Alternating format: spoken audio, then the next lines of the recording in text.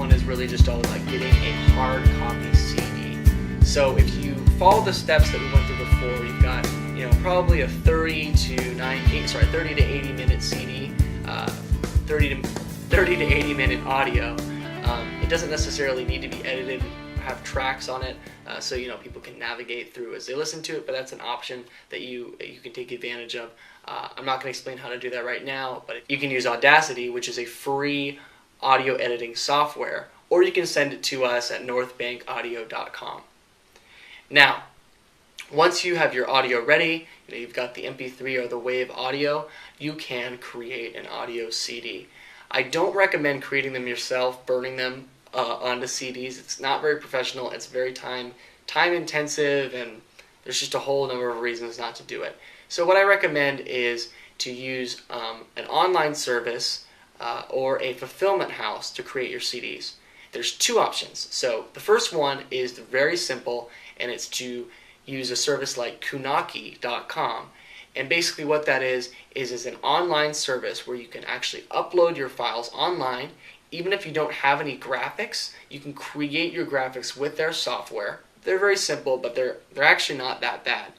And then you can order your CDs through them. I think it's like $1.75 per CD, and you can order one. So you don't have to order 1,000 like you used to have to do, invest all this money. So even if you find out later that you didn't like the way you did your product, you want to upgrade something, you want to change the audio, there's no risk outside of a few dollars that you might spend on production and shipping and whatever time is included.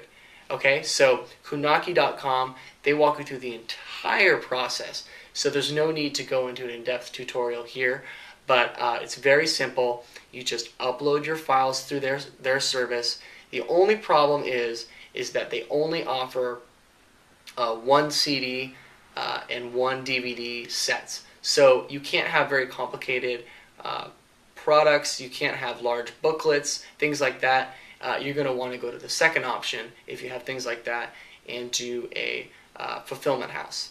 So fulfillment house is a bit more. Typically they offer the duplication services that Kunaki offers, but in a more robust way, so they can do not just one CD, but they can do a 10 CD set or 2 CD set or whatever you have, and then any kind of print materials, paper, what have you, all the different packaging and graphics and things like that. So they're pretty much usually kind of a one-stop shop for that kind of production and that kind of shipping. And so typically what they do is that you send in the order for a certain amount, and then every time you receive an order from your customers, they actually ship it directly to the customer.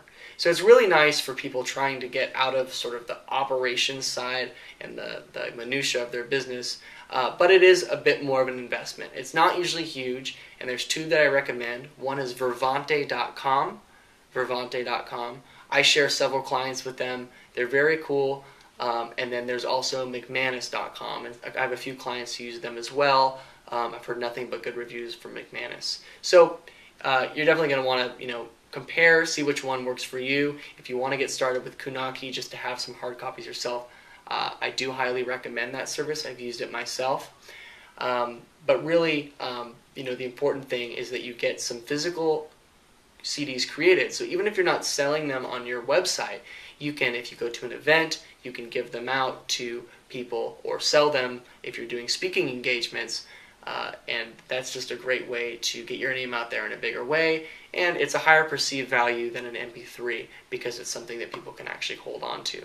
It's another option is to have an MP3 for free and then do an upsell for like $10 to $20 for a physical product. And that's something that you can do if you just had an opt-in page. The next page can offer an upsell. You can also take, if you had an MP3 that you were selling, you can sell the physical product for a little bit more. So there's all kinds of options in there. I recommend offering digital and a physical version for most products, but if you are kind of turned off by the whole idea of having to deal with fulfillment house or actually creating physical masters, don't do it for now. Just do the MP3, but it is something that if you're really looking to grow your business, people do like stuff. People do like physical things, and there is a higher perceived value, so you can sell it for more. So that's pretty much it on how to create your information products.